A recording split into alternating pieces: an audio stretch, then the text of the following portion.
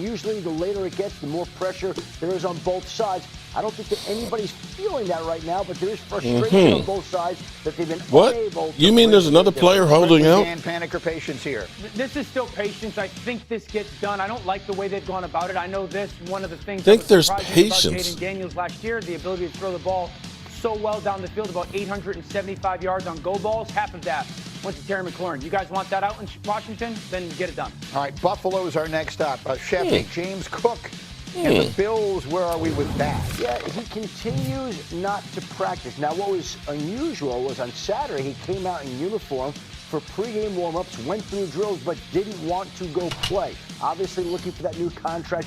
Look, Kyren Williams gets done last week with the Rams. It should not be that difficult to get a deal done here for James Cook. The two sides can't be terribly far apart, but they've been struggling to find common ground. I think eventually they will, but they're not there right now. Mike T, panic or patience? I was patient. Now I'm panicking. I don't like when a player goes out there and you think he's going to play and he doesn't. The Buffalo Bills front office solves a lot of problems, but they can't get to where they want to go without him, especially the way they played last year. All right, Shefty, the next one in Cincinnati. We talk about how good the Bengals offense looked in their preseason stint there, but Trey Hendrickson and that defense, what's the latest with him? Well, Greeny, you've got a situation where he came back to camp a couple of weeks ago to jumpstart talks.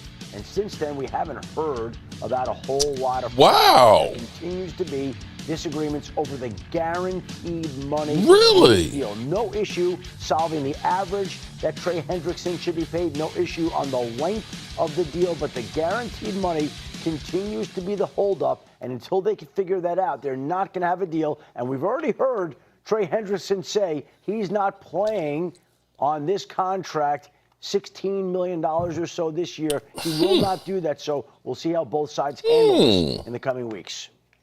Ruining a Super Bowl window, like a real Super Bowl window, wasting it with this situation with Cincinnati. Wow. Did you watch the preseason game against the Eagles? I could have run for 100 yards on a couple clips. You mean that? Wait, I didn't know. Those games when they scored 33 I didn't actually know that there's other. You mean there's other contracts? Into the middle of August, if you're Cincinnati, I just don't understand how you are taking a quarterback and receiver as good as Joe Burrow and Jamar Chase and almost minimizing them because of one player in the financial rent. This is eye-opening for me. You are GM in two different places, so help me. I find myself thinking about this. There's clearly a major philosophical divide between what Hendrickson believes he is worth and what the Bengals are willing to pay him based upon his age and whatever other.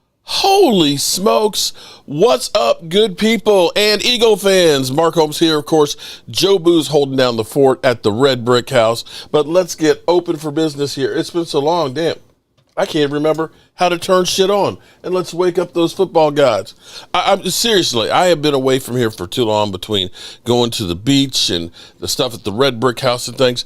I only have 23 days, 23 hours, 14 minutes, and 30 seconds until it's time to kick off against the Philadelphia Eagles. And I got work to do. I got to fix my deck. I got to put new deck boards on top of there. I got to get the outside man cave clean. I got to get the space in here cleaned up. You know, Mike, it's kind of a bit of a mess down up here, son. But, you know, we got... Well, it is, but it's still got a ways to go before we have a season opener here. Okay, I'm going to tell you guys, I am really screwed up for a couple of reasons. One, we have YouTube that's trying to get rid of all the damn trolls and all the fake profiles that is now doing the @ right here, okay? So I believe that's @ Miss Gibson. Shout out to Miss Gibson. And I don't even know where the buttons are over here. We got Lady Libra for life. Shout out to Lady Libra. Holly Pierce is just a bunch of letters, but I think it starts with H. Shout out to Holly. And Lamar Davis, you say don't start no shit. I will be starting shit. We'll be starting shit. There's Logan Motorsport that's up in here. Chris, I don't know which Chris it is. Jay Smooth in the house. What's up, Jay Smooth? Some of them are easy to figure out. Other ones, I just don't know. I don't know. But that's coming to a YouTube channel near you. That's Chris May. Steel Courage. How can you be a Commanders fan? Steel Courage. You should be a Steeler fan with a name like Steel Courage. I mean, seriously, are you confused? Let's see. Rusty Born YouTube 105. And I don't even know what that is, who you are. Let's see. Aisha Robinson. Shout out to Aisha. Shout out to Aisha who came on the live stream. You know, we've got two ladies that are brave, bold, and beautiful that are always joining us on our live stream on Sundays, and that is Holly Pierce and Aisha Robinson. I have to give an extra shout out for those two lovely ladies. I wish some more of the other ladies would join us because, you know, the man cave gets a little bit funky when you get too many guys in here. The ladies come in here smelling all nice and they make it so much better. So appreciate you two showing up for our live streams. All right, so we got a lot of stuff going on. There's no practice today. We talking about practice, not the game. Not the game now. We've been sitting here talking about practice. Now, we didn't have practice today, so fortunately nobody got hurt. But we've got Brian Schottenheimer, who is a little less committed right now to the backup quarterback for the Dallas Cowboys. He is kind of like, do I have to make a decision right now? We're still evaluating. I thought that we had already had decided that Joe Milton was the number 2 quarterback. Oh, no. I'm sorry. We hadn't decided that Joe Milton was the number 2 quarterback because the Dak haters thought he was going to be the number 1 quarterback.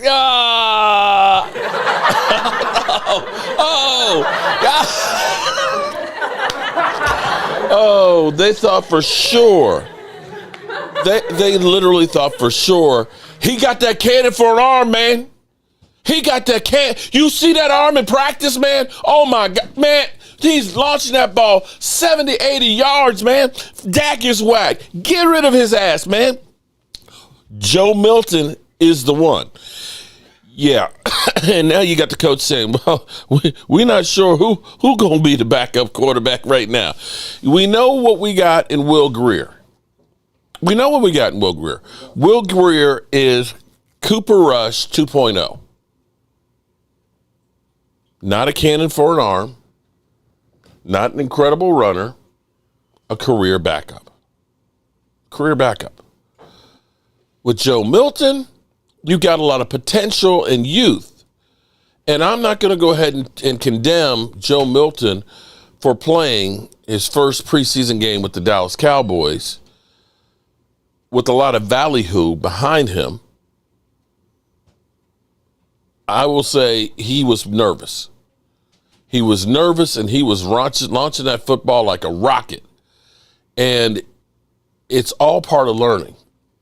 Nobody comes out the box and is great. You know, I was by my mother's house today. Shout out to my mom, who definitely misses my dad. And just sat out in the backyard just talking about a whole bunch of things and stuff. And she has a table that she's been using for canning for probably about 25 years or so. And the table is a table that I actually made. It's actually, if you may remember years ago, there were when people had ceramic tiles in the tables. And I made that table when Michael and his sister were babies. Literally. I made it like 35 years ago.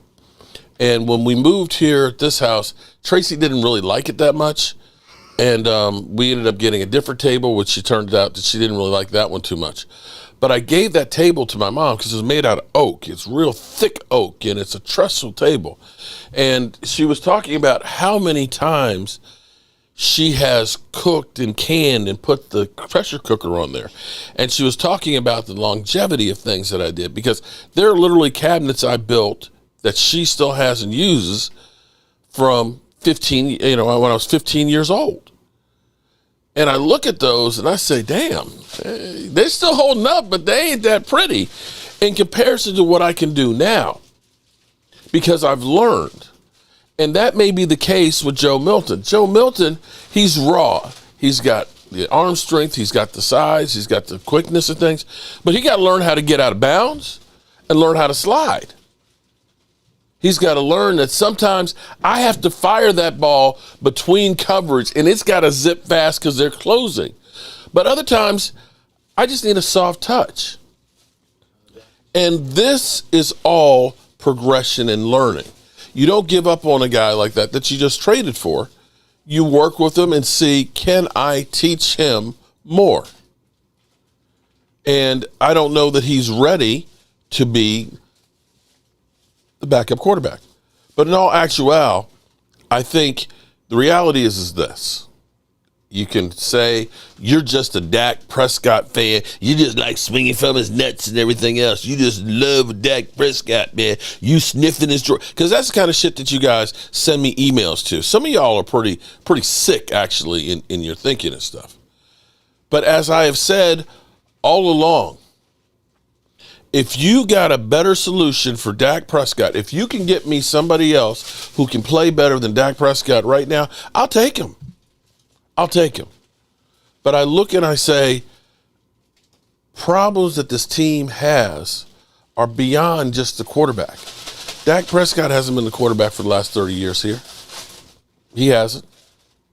We had those problems, the same problems we're dealing with today are the same problems we've been dealing with before Dak. And here's a great one right here because, I have to say, Jerry Jones, what the hell are you doing, man? Is this all about you getting more attention and you've got your Netflix special, which is premiering in Hollywood tonight, that comes on TV on the 19th? I don't know that I'm going to watch it. I mean, what do I need to see? I know everything I need to know about Jerry Jones being a narcissist. Are you watching it? Is it get you hyped up? Say, oh man, yeah, let me go watch a Netflix special about Jerry Jones. I don't give a rat's ass. It costs, you got to pay for that shit? Yeah, on Netflix, you got to pay for it. It's $12 for Netflix. Why? Seriously. If it was about Roger Staubach, if it was about Troy Aikman and Emmitt Smith and Michael Irvin, okay, yeah. If it was about Tom Landry, I could see that. But we have Netflix already, so it's not, it won't cost. But do we really need to see more Jerry Jones? Okay, he was great on Landman. You know what? Go be on Landman and get somebody else in here to run the organization. Because the shit you are doing, I know that, as they say, fool me once, shame on you. Fool me twice, shame on me. Fool me 3, 4, 5 times, you're just a fucking idiot. Because that's what Jerry Jones does. This was CeeDee Lamb last year. The same playbook. Well, I don't feel a sense of urgency to go ahead and get CeeDee Lamb done. You don't feel a sense of urgency? Dude ain't here practicing. Look, we got 23 days. A little over 3 weeks till we take on the Philadelphia Eagles. And you're sitting here bullshitting, Jerry. Is it worth it to you, buddy? I don't know what it is that's a driver for you. You got money. You got more money. Is there something in the world that you want that you can't afford right now? That more money is going to get it for you? I don't know what it is. You're 80-some years old. What is it that you need to buy? That you need to hold on to some more money? Your great-great-grandkids have more money than they'll ever be able to spend. Gina Dallas Diva. You don't want to win? Because what you're doing is not about winning. It's not about winning. And here's the thing. Here's the playbook. Shout out to Dez Bryant. Because Dez lets you know that Jerry Jones said, well, we had a deal. Okay, see, Jerry Jones thinks when he said, well, we had a deal. Jerry, how long you been a businessman? How long you been doing contracts with NFL players? Back in my day, now this is going to be one of those. David Wiley, shout out, 54 months. David, I'm getting the man cave, the deck, and everything ready for you, bro. Because that season opener, we're actually going to have some Eagle fans here. My friend Allie's going to be here, okay? So there's that. And I'm hoping that we can roast some bird here. You know, back in the day when there used to be records, okay, and albums, what would happen is the record label would screw the talent. They would get them, oh, man, you know what? You're going to be big and everything else. You know, we got you taken care of. We're going to get your album out there. You're going to make lots of money. And that record company would screw over the talent. You don't think Jerry Jones knows how to do the same thing?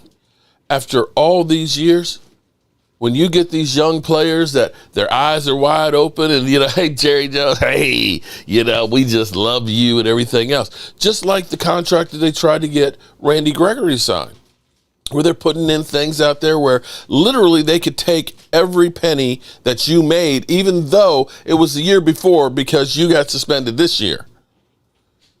Just because I offered you a deal doesn't mean it's a good one. Jerry Jones right now today could offer me a $200 million deal with $1 guaranteed. Is that a good deal?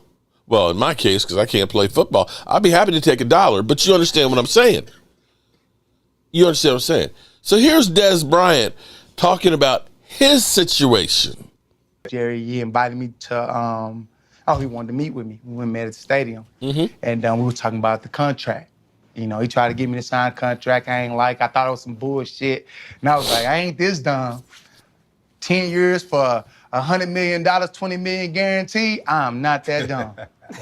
First off, I know I just played 5 years, so I know I'm not going to play another 10. I'm not expecting to play another 10. So it's like $20 million guaranteed. I'm seeing what's going on. So it's like, nah, I'm scoring at will. So it's like, nobody getting in the end zone the way I'm getting in the end zone. So, you know, it's like, I ain't taking that shit. They're going to cut your ass in year 2. Mm-hmm. So look, check this out. So, you know, we going through it. We going through the motion or whatever. You know, I'm listening to him, you know, and I kind of interrupted him a little bit. I stood up and I was like, hey, Mr. Jones, you see that field down there? I say, you think you can, you think you can cover me? He's perfect. I love this. Nah, you'll destroy me. And I said, so what makes you think that I can sit here and negotiate a contract with you? Just like that. And then right after that, he got talking about, you know, trades and things like that. I remember walking out there, motherfucker said, I'll take my chance. Trade. There you go. So you see the game. Pamela Savage in the house. What's up? I'm going to tell you. I'm going to tell you that I understand completely what YouTube is trying to do with this, okay? Because there's always the fake Mark Holmes and things like that. I mean, if you go through the blocked people on there, there'll be, 20 Michael Holmeses, there'll be 20 Mark Holmeses and things like that, that are going around and they're saying, because I do have trolls out there that go to other channels to pretend to be me and act like, try and stir shit up. So I understand what they're doing. But I'm looking at Pamela Savage's and I can't tell you what the heck that really is. All I know is I know that face. So that's how I remembered it. We got a super chat. Aisha Robinson, Mark, I'm sorry I was quiet yesterday. I had a tough week, and I was thinking about my mom all through work. I just miss her so much. Aisha, I understand that, girl. Sitting there today with my mom, I know how much my mother misses my dad. And for me, every time there's some crazy news with the Cowboys, I was always calling my dad and telling him about it and explaining it to him and things. And with all the stuff that's going on, every time there's some news with the Cowboys, I don't have it. So I send you my condolences and send you my prayers, girl. And I want you to know you're not alone. Oh, Lordy. And here's Philly 500, okay, who's been sweating bullets. You were sweating bullets there, and you still are. Because Landon Dickerson, much like Tyler Guyton, went down, and when a guy goes down and they're holding the knee, you're like, oh, please, baby, please, baby, please, baby, please. Oh, please, baby, please, baby, please, baby, please don't be an ACL. Big George with the super chat. Shout out to Big George. Appreciate it. No comment. You hope that it's not an ACL. And for Landon Dickerson, shout out to him. It's an MC. I'm sorry, not an MCL. Excuse me. It is a meniscus. There's so much, that's in there. That's in there. So the meniscus is kind of like a cushion in between. And when you get, because I had a torn meniscus for years. And what happens is it's basically the knee joint has to roll on it. If you get like a partial tear, they can go in with the scope and just kind of scrape it and smooth it out so that way it's not a whole lot of healing time on there. So usually that is 4 to 6 weeks if it's just a partial tear. If it's, a complete tear, rupture, then it could be a 3 to 6 months. So they are saying right now he'll have a procedure done on it. They'll, go in and clean it out and, it'll be week by week. And I can guarantee you he's going to try and make sure he's back because he hates the Cowboys that much. The question will be is what kind of shape will he be in and how will the knee go? And I'm going to tell you, and I know people are going to say, you're a liar. You're going to say you are a liar. But see, football is different now than what it used to be. Because, see, back in my day, and I know I'm sounding like Al Bundy here. But this is the truth. I tore my ACL the week before the first game in a scrimmage. The orthoscope was brand new technology. They went in, they put 3 holes in my knee,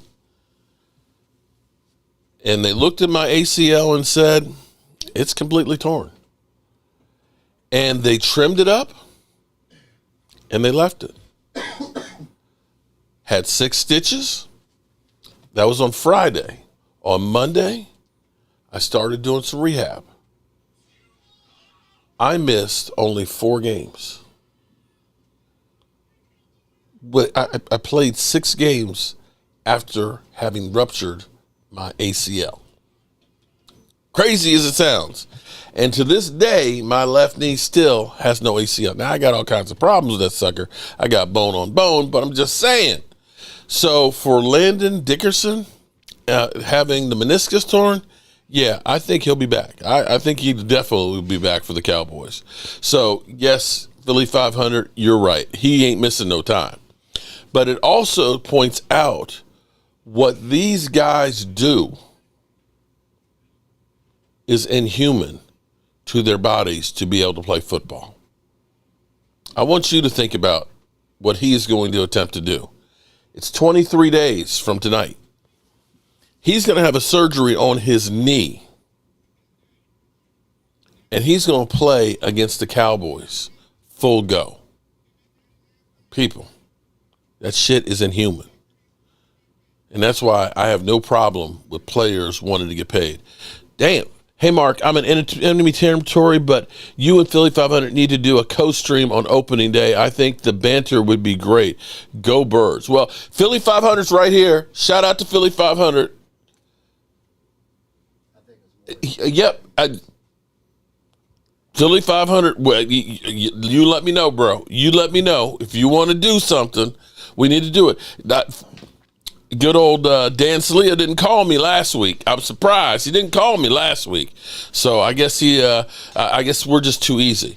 All right, so let's get on to the Dallas Cowboys and Brian Schottenheimer. I don't know if you guys knew it, has been fired. Did you know that? Shotty has lost his job, and let's go to the tape on this. I talked to my wife. I talked to a couple of the guys on staff. Actually, I'll make fun of myself here for a second. So after the game was over, I did the team prayer. I called them up. I talked to the guys, and I decided I was going to do the team prayer because obviously my faith is really important to me. Well, I went straight Ricky Bobby on them, and I actually cursed. Yeah. Okay, I cursed. I think I asked God to help us in the red zone. Said damn, we left some opportunities out there. So I fired myself from doing the post-game prayer. Been fired. I will not be doing that anymore. But we played the clip for the guys. I said, hey, let's talk about accountability, because we got to address this. We got to get this fixed. And we played the whole clip of Will Ferrell at the kitchen table doing the prayer, where he's talking to baby Jesus and all that stuff. And I think everybody knew, because I think Sam Williams was like, afterwards, he said to Dak, he goes, can you swear during the prayer? So I have fired myself. I will no longer be doing the post-game prayer. Chalk that one up, that when you're that emotional and there's the ups and downs of a game, you don't need to be the one talking to God. So that's something that we, good, better, how, we after action report, and we've got cleaned up. Yep, he's been fired from doing the prayer, so there's that. All right, so we were just asked, would Malik Davis make the roster? That is a very, very good question. He did look good, and I will say with Malik Davis, here's one of the things you have to kind of look at this and say, he did just get signed, and so he does not have camp legs right now. He was also playing later in the game when you definitely were clearing the bench. Do I think he makes the 53-man roster? I don't think he will, but he may be on the practice squad. Now, we have Jaden Blue should be back. Actually, they're talking about him being back, that the bone bruise is a little bit better, and that he should be back at practice this week and possibly playing this weekend. I think Phil Maffa definitely made a case for being on the 53-man roster. They really liked what he was doing, contrary to where Cowboy fans are losing their mind about the first preseason game. Listen, we didn't play but a couple of starters, and unfortunately, the starters that we played, or excuse me, I should say potential starters, did not make the case for them to make the roster. And I am saddened because Rusty Born YouTube, who were you before? It's messing with my mind because, Sugar Daddy Williams 67. Okay, I know Sugar Daddy. I know Logan Motorsports. I know Jeff Lee. My name is Jeff. Kevin 7. BFG. Some of them I just don't know who they are from the names. Dakota Neal 49. Okay, so I'm still trying to get used to Jimbo 215. Shout out to Jim. I know Jimbo. Jimbo was once blocked, and he sent me an email and said, I'm an Eagle fan, but I love being on your channel. Please let me back. I said, man, I didn't block you. And Lamar Davis, of course, Lamar Davis stays at that. Find out who your people are. Geez. Lamar, bro, it all changed. It all changed in the last couple of days. Just because your name didn't change, but a lot of people's YouTube name is not the same. See, Philly 500 is still Philly 500. Coyote, preseason doesn't mean shit. Support our guys. Amen on Coyote. You are 100% right on that. All right, so I have been a supporter of Mozzie Smith. And I've had a lot of hope for Mozzie Smith. And I've been saying that I don't know that Mozzie Smith had gotten a fair shake, but it was so bad this weekend. I'll be real with you. When I'm live streaming the game, I've got 4 screens that are in front of me. I've got the television screen. I'm trying to read the chat on 2 different streams and things like that. So it's hard for me to actually focus in on the game and the individual players and things that are on there. I rely more on you guys. But I honestly thought that Mozzie was not playing in that game. Mozzie played 2 series in that game, and it wasn't good. Mozzie looked so lost. They're doing a gap control defense, and you've got to be able to control the gap. And you have to be able to use quickness and to use force. Willie Vesser, yeah, okay, Willie, definitely know you. He looks completely flustered, out of whack, and checked out. And I'm sad about that because that was a first-round draft pick. that it looks like we've kind of wasted. Yeah, thank you, Michael Parsons. And you can go ahead and blame Dak for everything. That's the easy thing to do. But see, when you have a first-round draft pick that literally you've gotten nothing out of, that kills you. And right now, he's in danger of not making the roster. And it's warranted. It is warranted right now. He does not look good in any stretch of the imagination. And I've been a guy who's been pounding my chest for him because they have seemingly not knowing what they wanted him to be. From Dan Quinn basically telling him, you're too fat and too slow. I need you to get upfield, lose weight, and literally losing about 40 pounds and not knowing how to adjust it. Then you get another. Mike Zimmer comes in, says we're going to basically start all over with this guy, and we're going to have, teach him what we need him to do and put more weight on. And then you bring him back this year and you say, we're going to, play the guy's strengths. We're going to fit the scheme to the players. And you say, oh, Mozzie, by the way, we want you to be a 3 technique and a 1 technique, and we want you to lose weight and be able to get upfield. None of those things are strengths of his. And it's just, I think he's just not going to fit here. I honestly think that maybe the best thing for him, and maybe for the Cowboys both, is that the spotlight is so big on him that he's never going to be able to live up to those expectations, and it's better for him maybe to go elsewhere. Cowboy fans swore Lazy Smith was better than Carter. Dan Quinn ruined Mozzie Smith. Thomas, I'm with you on that one. Because the thing is what Mozzie did was basically clog up the middle of the field. He wasn't a pass rusher.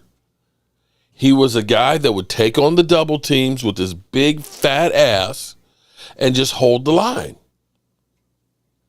And now what the Cowboys have done is, no, we don't want you to do that. We want you to do something else that is not fitting. If you want Mozzie to shine, let him play like he did in college and let him loose.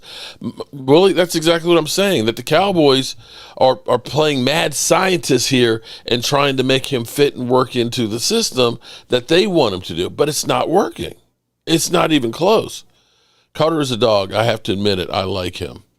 DMV was right about Mozzie at the draft. Yeah, well, he was raw. And, when you think about the Cowboys may not want to give up on a guy that they used first-round draft pick on, they did with Taco. After year 2, they ended up moving on for him. So, yeah, he's just not doing it. Another one that you look at is Schoonmaker. Schoonmaker, you spent a number 2 pick, and for whatever reason, I don't know why, we suck at second-round picks.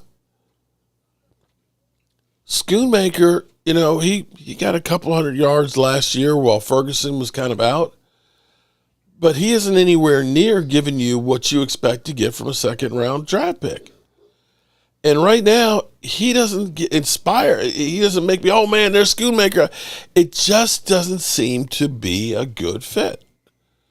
And that happens. There's a lot of times that you draft players that don't pan out the way you think. I mean, hell, ask the Giants about Daniel Jones.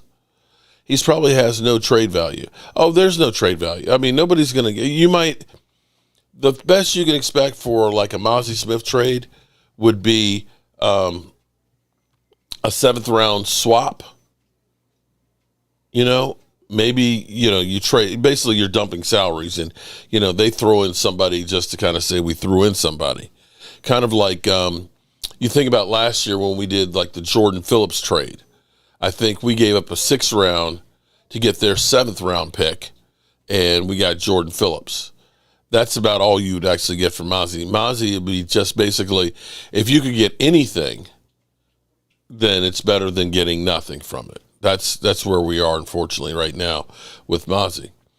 And then and I don't know if there's any validity to this one or not, but you have some of the talking heads basically saying that Jalen Tolbert may be trade bait. But in my mind, I'm sitting here thinking, well, we had Amari Cooper who was coming off of a 900-yard season, and we only got a 5th-round pick for him.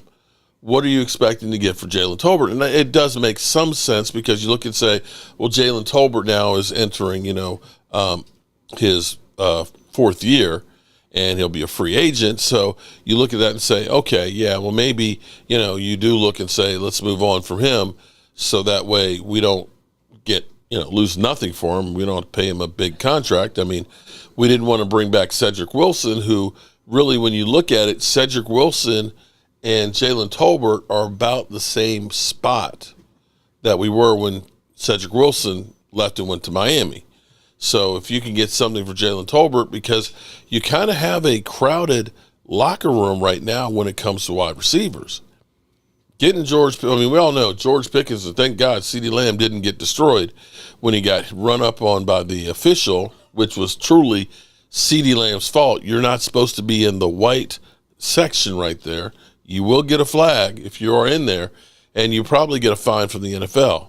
And for him to be in there and not even looking, that was not wise. And we're lucky that he didn't get hurt. But with CeeDee Lamb, George Pickens, and knowing that you want to use Kayvon Turpin in there, and Jonathan Mingo has been kind of coming on pretty good, and maybe looking like maybe the Cowboys were okay with that 4th-round pick, and then you've got the undrafted rookie free agent that was in there playing really, really well too. So you look at that and say, yeah, maybe Turpin is expendable. And that, again, is going back to that draft where we didn't get anything to help our roster. And when you end up having a situation where you've got Mozzie Smith, you've got Schoonmaker, and then you get a Jalen Tolbert, that's a 1st, a 2nd, and a 3rd-round pick that you really haven't had much of an impact, although I will say Jalen Tolbert was the best of the lot. It sets your team back, especially when you won't go into free agency to try and make it up. So the team has problems. The team has holes. And the team, if I'm looking at this instead of us, and Hurts ain't as good as both of them. Dak is a regular season merchant. He's a great value. Lamar Jackson, neither performs in the playoffs. Howdy, fans. But see, Lord Vaughn, I hear you. I hear you. That everybody says, well, Dak doesn't perform in the playoffs.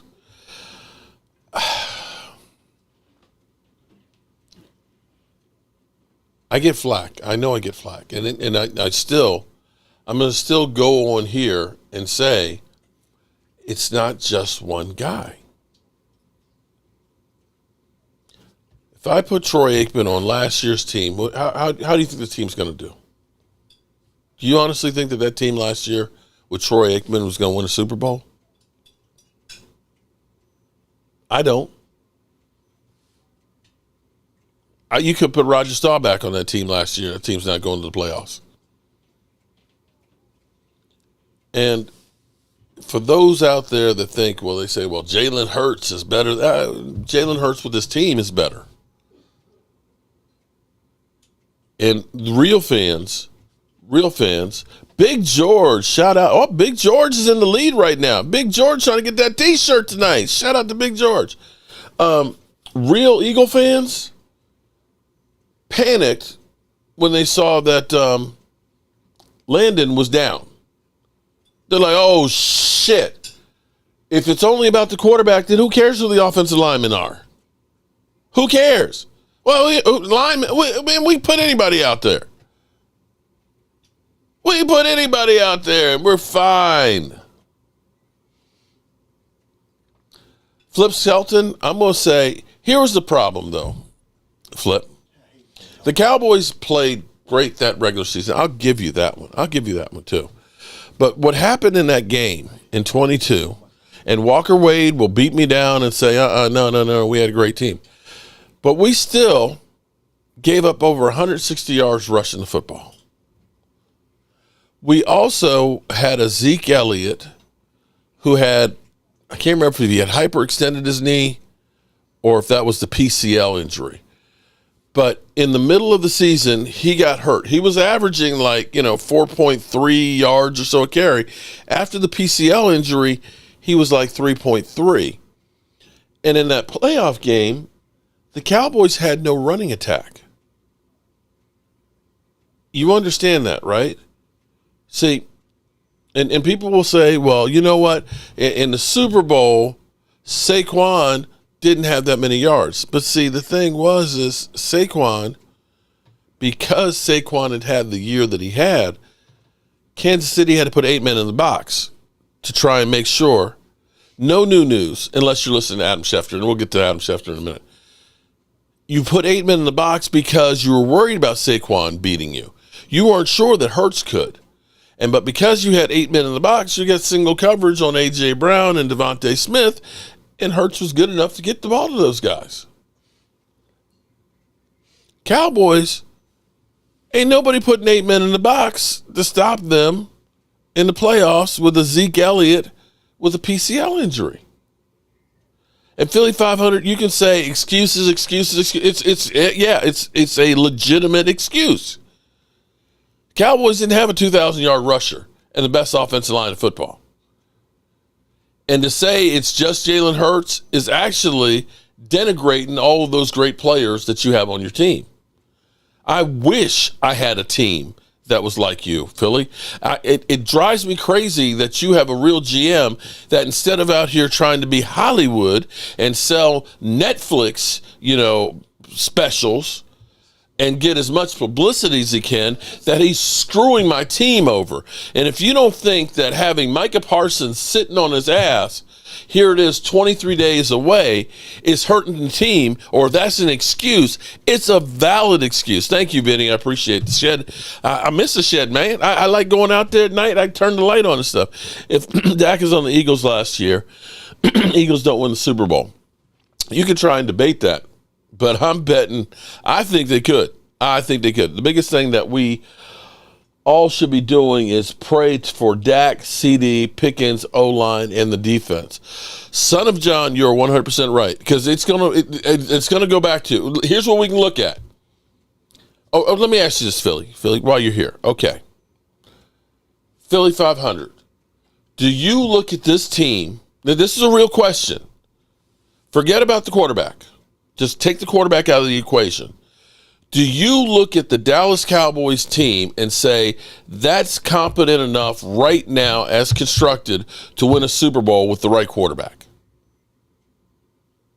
That's a real question.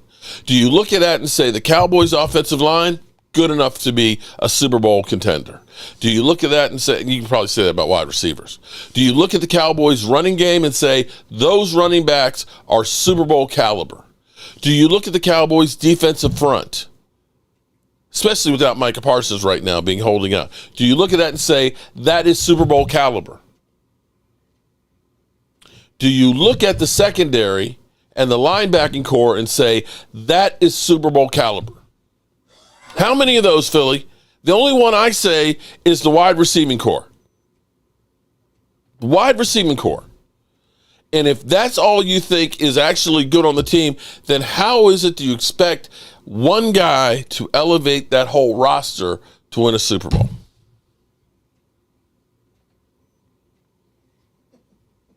Lamar Davis. Mark will spin every Cowboys team and say Super Bowl. Then that would be me right now saying, Lamar, don't be an idiot. Then that would be me here right now saying, Cowboys, we a Super Bowl team, man. Hey, man, we Super Bowl team. I am literally saying we are nowhere near a Super Bowl Cowboy team.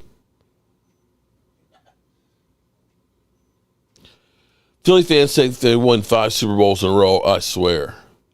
Dak isn't winning anything. No, because you can't beat him, dummy. Commanders don't have a bunch of stars, but they made it to the championship game because the quarterback elevated. That and they had a last place schedule, third place schedule. Jerry, high fives. Jerry needs to relinquish GM duties and just focus on being the owner.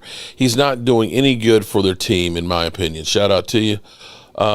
Riot 615. Hold on, Mark. How come never makes those excuses for Pat Mahomes and his line and all the great and all the weapons that he's had that are great? I'm going to say that I hear you on his weapons, but he's also had an incredible defense as well. Pat Mahomes is, let's be clear here, Pat Mahomes is on a different level than everybody else, although he has come back down to earth. But you look at that defensive line, because, see, Pat Mahomes can throw an interception deep in his territory instead of it being a pick six where the other team actually gets the ball on the 29-yard line. His defense goes in and stops them and keeps them from getting the field goal. When you got a defense that does that to help you out, when you help you make up for your mistakes, that helps out a hell of a lot. I get it. Y'all are sick of Dak Prescott, but I got to say, you're looking at the wrong thing. You got to look at Jerry freaking Jones. Take the example. Forget the Cowboys team. Just take Jerry Jones, the GM, versus Howie Roseman, the GM. Who's winning? Who's winning?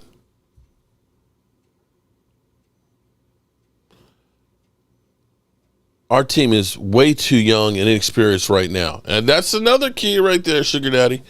And I'll say the coaching staff is young too and just getting together trying to figure out what their identity is. You've got Brian Schottenheimer, who's now firing himself at doing the team prayer. So there's that. And now, of course, our best player, I don't see any of the Eagle players sitting out right now. You know, I don't see Saquon holding out. I don't see any of their offensive linemen holding out. Hang on for 1 second.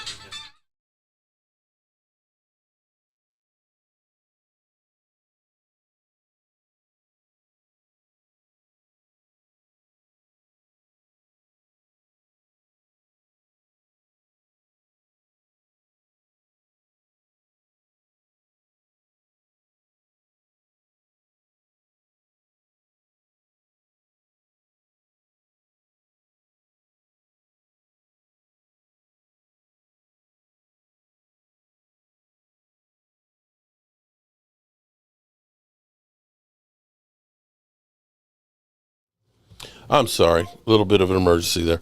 I forgot where I was. Sorry. We will see week 1, won't we? Well, but Big George,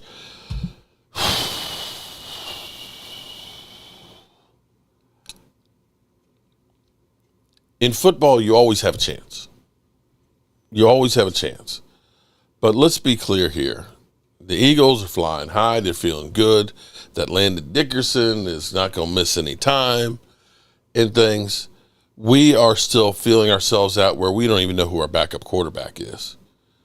We don't know who our running back is going to be because most of ours have been injured, and you don't look at them and say they're primo guys. We're not sure if our number 1 draft pick from last year, Tyler Guyton, who's going to miss all of training camp now with the bruised knee, if he's going to be a starter at left tackle, or if it's going to be Big Nate. Our secondary, we don't even know who's going to play nickel at the moment. We don't know if Diggs is going to be playing. We don't know if we're going to try and bring in Stephon Gilmore. We are still constructing a team 3 weeks out to take on the defending Super Bowl champions in their house when they're going to drop their banner. So that's going to be a tall task. I advise you to watch the Wheel of Fortune come the 4th. Hope all's well. Oh, I'll be watching. Oh, no, we'll be here. We'll be having a party here. We'll be watching. And, if we get beat, we get beat. That's football for you. And there's not much else I can say on that one. Now, as far as Micah Parsons goes, and back to Kansas City, one of the reasons why Kansas City and Pat Mahomes is as good as he is that guy right there, Chris Jones on the defensive line. Give me a Chris Jones on my defensive line instead of a Mozzie Smith, and then let's talk a little bit more. But he had a little take on Micah Parsons' situation. Well, I wanted to ask you about Micah just because you've been through it. Last one for you very quickly. When you see this happening, what is the one thought that you have? I mean, it's frustration on both sides. I mean, it's probably frustrated for Jerry with everything that's going on, and then the contracts he's recently gave out as an owner. Mm-hmm. When you're looking at it from a business standpoint, it's like, I give all these guys contracts and it doesn't go as well as he wanted to go. And then you look at it from a player standpoint who goes out there day in and day out and put their life on the line and do the best they can for our organization. Mm-hmm. So I'm quite sure they'll get it worked out. I don't see Michael playing anywhere else other than Dallas. I think Dallas loves Michael. I think Micah loves Dallas, and I think Jerry Jones will get it worked out. You know, the same thing happened with Dak. You know what I mean? The back and forth, and they eventually got it worked out, which he became the highest paid quarterback, right? And that's way in your rearview mirror. That's a thing of the past twice over. So I wanted to ask you about Micah just because. Okay, so at least Chris Jones thinks. Now, here's the thing. I don't know what you're doing, Jerry. I don't know why you think that this is how you go about winning football. That you sit here and you blame solely the players. Well, I paid this guy.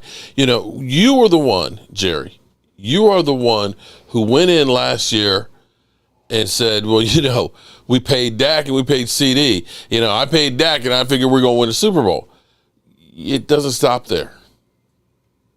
It doesn't stop there. You have to make the right calls. We just talked about how Mozzie sucks, how Schoonmaker sucks, how Tyler Guyton sucked last year and is not on the field right now. You're the one that got rid of Amari Cooper and didn't replace him until now, George Pickens.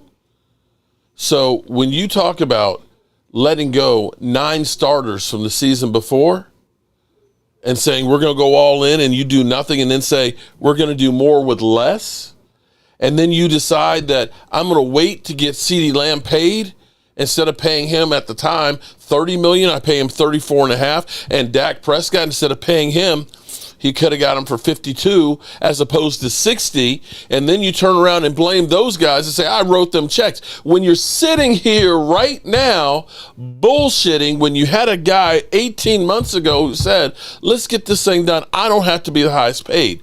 And now you are sitting here after trying to pull the wool over his eyes and bullshit him about getting him to sign a contract without his agent that you know that you were going to bend his ass over and toss down his throat some bullshit like Sador Sanders. I mean, not Sador, Travis Hunter.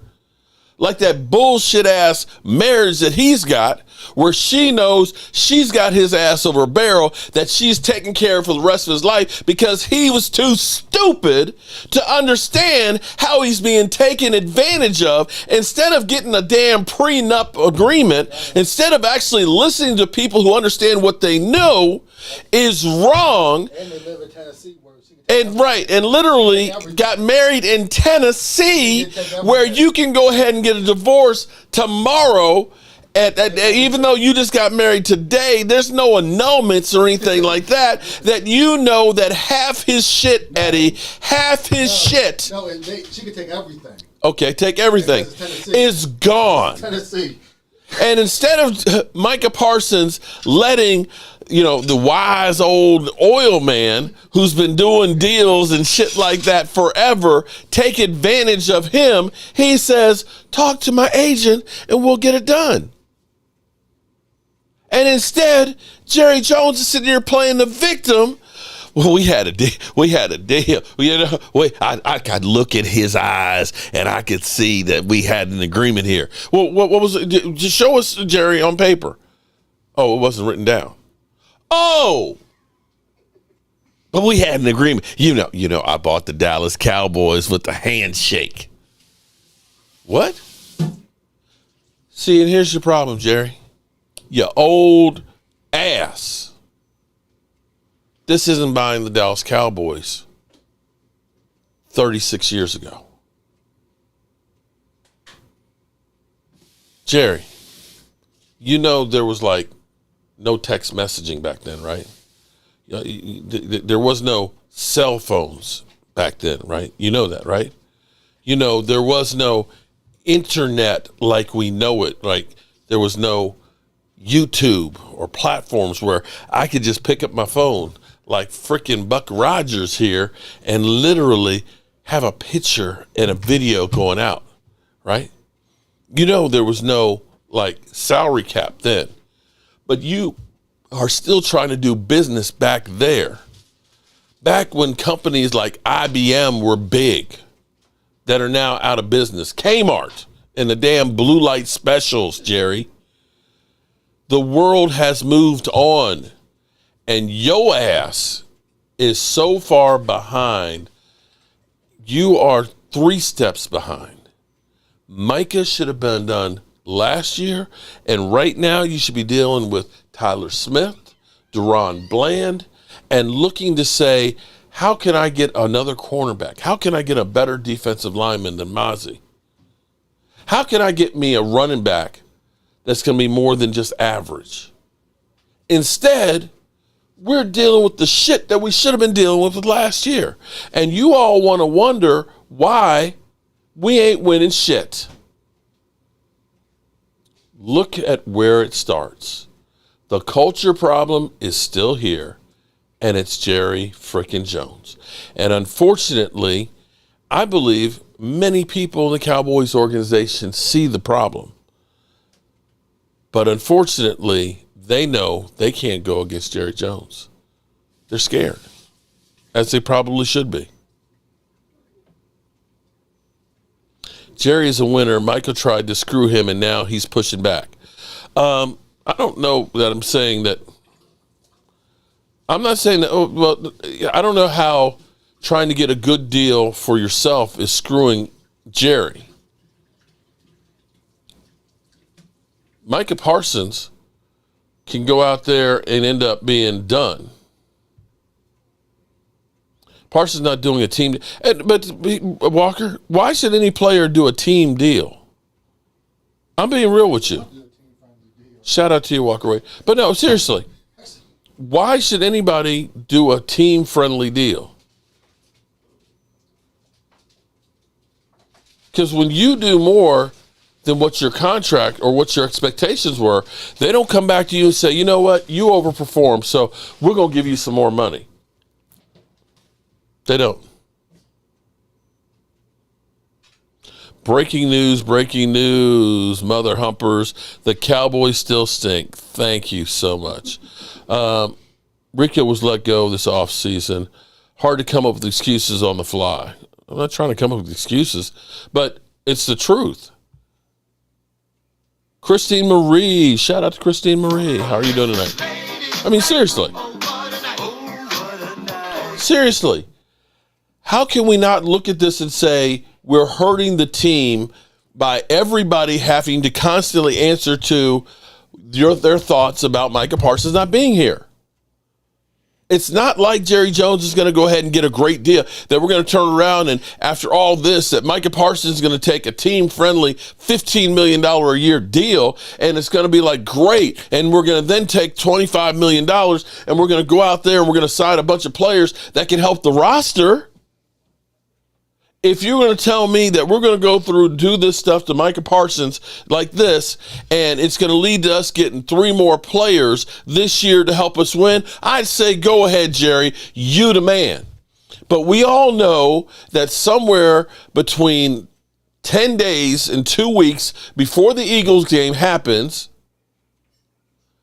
Micah will be signed and will be back at practice, and he'll be on a pitch count to start the season. And it will end up being, he'll be the highest paid, and Jerry Jones will say, well, I pay my guys. I got the highest paid quarterback. That is, if Lamar doesn't get his deal before the season starts. CeeDee Lamb, he was one of the top paid, and Micah Parsons. That is his badge of honor, that we paid more than anybody else. Maybe he's waiting for Hutchinson to get his deal, and so that way he can pay a little bit more for Micah, so he can say, we take care of it. That's bullshit, man. I'm sorry. I'm laughing at all this.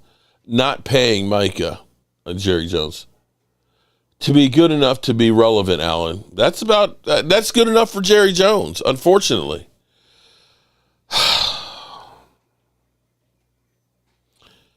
It's good enough for Jerry Jones, unfortunately. I've gotten my blood pressure up enough tonight, and I got Philly 500 in here trolling me and laughing at me. I appreciate you being here, Philly, and I appreciate everybody with all the super chats and everything else. The Cowboys will be back on the practice field tomorrow, and the circus will continue. We are rebuilding until further notice. We are one of the young teams here, and we are definitely rebuilding. And unfortunately, I wish we could rebuild the GM. With that being said, I'm going to turn out the lights because this party is over. Appreciate everybody. See you guys soon. Turn out the lights. The party's over. They say that all good things must end. Call it a night. The party's over. And tomorrow and next year starts the same old